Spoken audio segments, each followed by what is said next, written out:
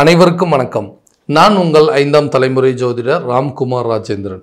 நம்ம இன்னைக்கு பார்க்க போற தலைப்பு கடக ராசி அன்பர்களுக்கு உங்களுடைய ராசிக்கு 5ஆம் இடமான விருச்சக ராசியில் செவ்வாய் பகவானுடைய பெயர்ச்சி. செவ்வாய் பகவான் இந்த விருச்சக ராசியில் ஆட்சி பலம் பெற்று இருக்கக்கூடிய ஒரு தருணம் 27 அக்டோபர் முதல் 6 டிசம்பர் வரை நடைபெறவிருக்குங்க. அதாவது 27/10/2025 முதல் 6/12/2025 வரை சுமார் 40 நாட்களுக்கு நடைபெறக்கூடிய இந்த நிகழ்வு காலகட்டங்களில் இந்த செவ்வாய் பகவானுடைய ஆட்சி பலத்தில் கடக ராசி அன்பர்களுக்கு தன்னுடைய வாழ்க்கையில் எந்த விதமான அற்புதங்கள் மற்றும் சிறப்புகள் மற்றும் மேன்மைகளை கொடுக்க போகுது அப்படிங்கிறத இந்த காணொலியில் தெளிவாகவும் துல்லியமாகவும் பார்க்கலாங்க.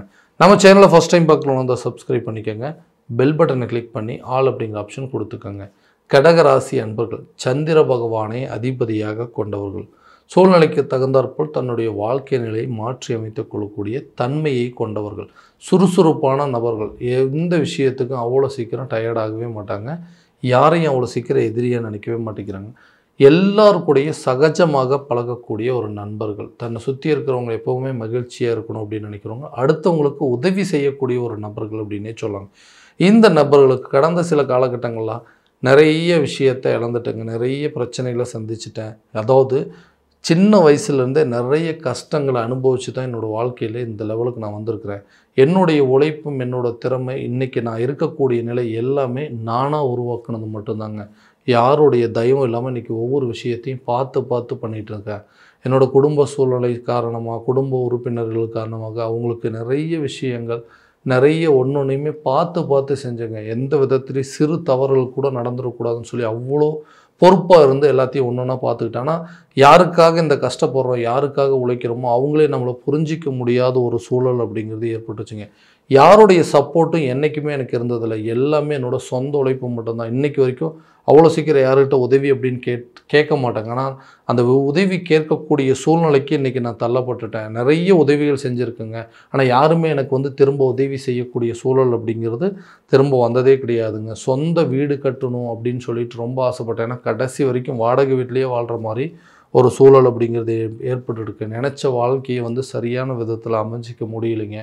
நான் விருப்பப்பட்ட வாழ்க்கை அப்படிங்கிறது எனக்கு அமையலை. அட்லீஸ்ட் அமைஞ்ச வாழ்க்கையாவது நான் நினச்ச மாதிரி வாழ முடியுமா அப்படிங்கிற அதுலேயே நிறைய சிரமங்கள் அப்படிங்கிறது, வாழ்க்கையில் நிறைய தடுமாற்றங்கள் அப்படிங்கிறது வந்துகிட்டே இருக்குது. ஆரோக்கியம் சம்மந்தப்பட்ட பிரச்சனைகள், உடல் ரீதியாக சில பாதிப்புகள் அப்படிங்கிறது, ஒவ்வொரு விஷயமும் எனக்கு தடைகள் அப்படிங்கிறது ஜாஸ்தியாகவே இருக்குதுங்க. நிம்மதியாக வாழ முடியாதா, இந்த வாழ்க்கை நிலை எனக்கு மாறவே மாறாதா இப்படின்னு நினச்சி தினமும் ஒவ்வொரு விஷயத்தையும் யோசித்து கஷ்டப்பட்டுருக்கேன். பணம் ரீதியாக பிரச்சனை, மன ரீதியாக பிரச்சனை, கூட இருக்கிறவங்க உடன் பிறந்தவர்கள் மூலமாக எல்லா விதமான பிரச்சனைகள் அப்படிங்கிறத அனுபவிச்சுட்டுங்க. இது எல்லாத்தையும் விட்டுட்டு கொஞ்ச நாளைக்கு எங்கேயாவது வெளியூரோ அல்லது வெளிநாடோ போயிட்டு கொஞ்சம் நல்லா சம்பாரிச்சிட்டு வந்தோம்னா இருக்கிற பிரச்சனை எல்லாத்தையும் தீர்த்தரலாமே, இந்த கடன் சம்மந்தப்பட்ட பாதிப்புகள் அப்படிங்கிறதுல விலகிடலாமேன்னு சொல்லி முயற்சி பண்ணிகிட்டு இருக்கு. அதுவும் எனக்கு சரியான விதத்தில் அமையல. இந்த கடன் அடைக்கிறதுக்காக தான் இவ்வளோ போராட்டம். அந்த கடனால் நான் பட்ட அவமானங்கள், இழப்புகள் அப்படிங்கிறது ரொம்ப ஜாஸ்தியாக இருக்குது. சரியாக ஒரு விதத்தில் எந்த ஒரு அமைப்புமே இல்லை அப்படின்னு யோசிச்சுக்கக்கூடிய இந்த கடகராசி என்பவர்களுக்கு 5ஆம் இடம் என்று சொல்லக்கூடிய தைரியஸ்தானம், அதாவது பூர்வ புண்ணியஸ்தானம், புத்திரஸ்தானம் அப்படின்னு சொல்லக்கூடியது உங்களுடைய பேர், புகழ், அந்தஸ்து, செல்வம் சம்மந்தப்பட்ட ஒரு இடம் அப்படின்னு சொல்லலாம். செவ்வாய் பகவானுடைய பலமான ஒரு ஆட்சி பலம் கொண்ட ஒரு இடம் அப்படின்னு சொல்லுவாங்க. ஏன்னா உங்களுடைய ராசிக்கு செவ்வாய் பகவான் நீட்ச கிரகம் என்று அழைக்கக்கூடியது. அவர் அந்த சொந்த ராசியில், அதாவது விருச்சக ராசியில் பலமாக இருக்கும்போது நிறைய முயற்சிகள் உங்களுக்கு இதுவரைக்கும் எதெல்லாம் தடையாக நடந்துட்டு இருந்தோ அந்த தடைகளை மாற்றக்கூடிய ஒரு காலகட்டமாகும். எல்லாமே ஆப்போசிட்டாக நடக்கக்கூடிய ஒரு யோக காலம் அப்படின்னு சொல்லலாம். எதெல்லாம் உங்களுக்கு பலவீனமாக இருந்தோ அதெல்லாம் பலமாக மாறக்கூடிய காலகட்டங்கள். வெளியூர் மற்றும் வெளிநாடு சம்மந்தப்பட்ட வேலையில் முயற்சி எடுக்கிறவங்களுக்கு கண்டிப்பாக புதிய ஆப்பர்ச்சுனிட்டி அப்படிங்கிறது கிடைக்கும். வேலையே கிடைக்கலைங்க, கிடைச்ச வேலையை எனக்கு நிலைக்கலன்னு சொல்கிறவங்களுக்கு கூட புதிய வேலை வாய்ப்புகள் அப்படிங்கிறது உங்களுக்கு கிடைக்குங்க. அதே வேலையை நீங்கள் தொடர்ந்து செய்யக்கூடிய ஒரு காலகட்டமாக இருக்க போகுது. வெளிநாடு சென்று சம்பாதிக்கக்கூடிய அளவுக்கு சில யோக காலகட்டங்கள் அப்படிங்கிறது உங்களுக்கு வரப்போகுதுங்க. தொழில் தொடங்கணும் அப்படின்னு ஆசை இருக்குங்க. ஆனால் அந்த தொழில் தொடங்குறதுக்கு கரெக்டான நேரங்கள் அமையல. பண விஷயங்கள் அப்படிங்கிறது பிரச்சனை இருக்குது. எதை பண்ணுறது, இந்த காலகட்டங்களுக்கு தகுந்த மாதிரி எதை பண்ணலாம் அப்படின்னு சொல்லி நிறைய யோசனைகள் அப்படிங்கிறது இருந்துகிட்டே இருக்குது. ஏதாவது ஒன்று பண்ணணும் அப்படின்னு யோசிக்கிறேன். அது ஏன்னா என்னால் சரியான விதத்தில் பண்ண முடியலைங்க, அதுக்குன்னு ஒரு டைம் அமையலை, என்னால் ஒரு குழப்பத்திலேருந்து மீண்டு வர முடியலைன்னு யோசிக்கிறவங்களுக்கு புதிய பிஸ்னஸ், அதாவது புதிய தொழிலை தொடங்குவதற்கான சில யோகங்கள் அப்படிங்கிறது இருக்குங்க.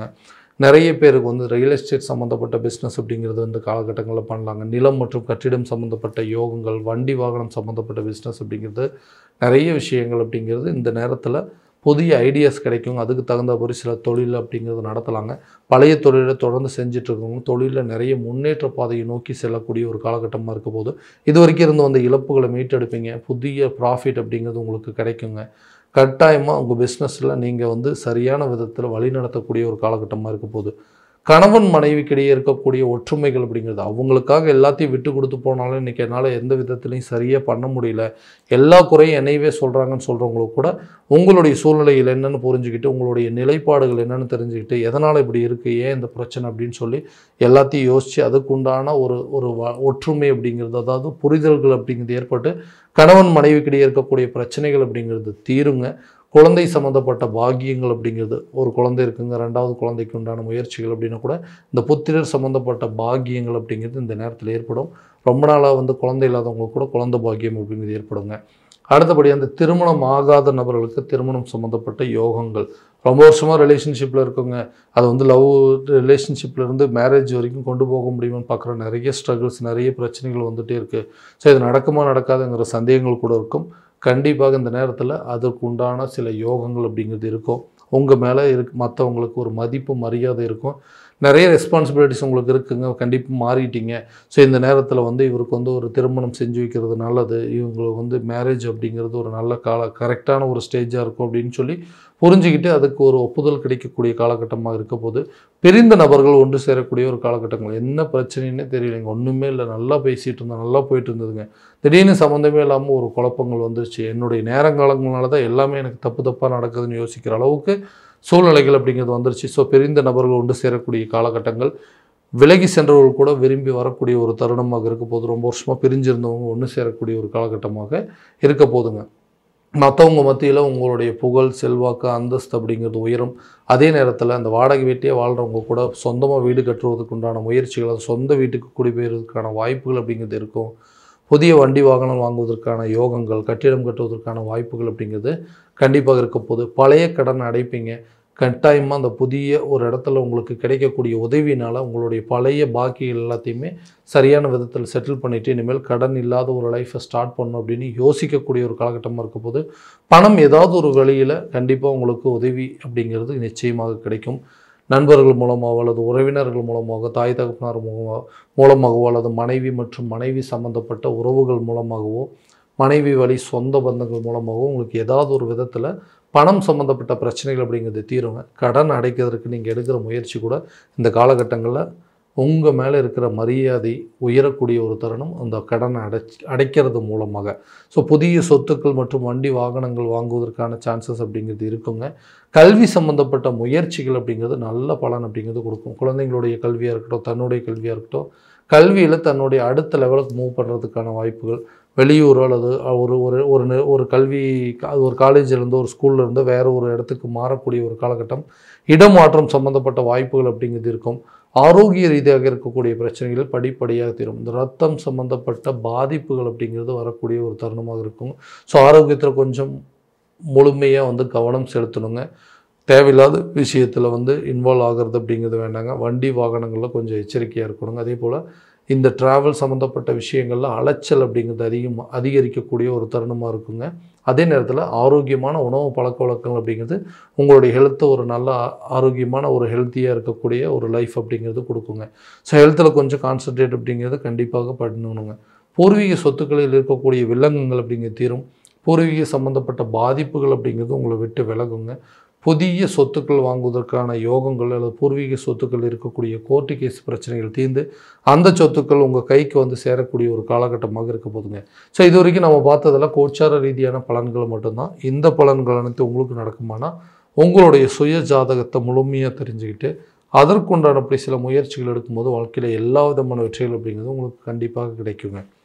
உங்கள் ஜாதகத்தை எங்கிட்ட பார்க்கணும் அப்படின்னு விருப்பப்பட்டீங்கன்னா கீழே தெரிகிற நம்பருக்கு காண்டாக்ட் பண்ணி அப்பாயின்மெண்ட் ஃபிக்ஸ் பண்ணிக்கோங்க. அப்படி இல்லையா உங்களோட ஜாதகத்தை வாட்ஸ்அப் மூலமாக அனுப்பிச்சி வச்சிங்க அப்படின்னா தெளிவான முறையில் கணிச்சு துல்லியமான பலன்கள் அப்படிங்கிறது உங்களுக்கு தெரியப்படுத்தப்படும். மீண்டும் அடுத்த காணொளியில் உங்களை சந்திக்கும் வரை உங்களிடமிருந்து விடைபெறுவது உங்கள் ராம்குமார் ராஜேந்திரன். நன்றி.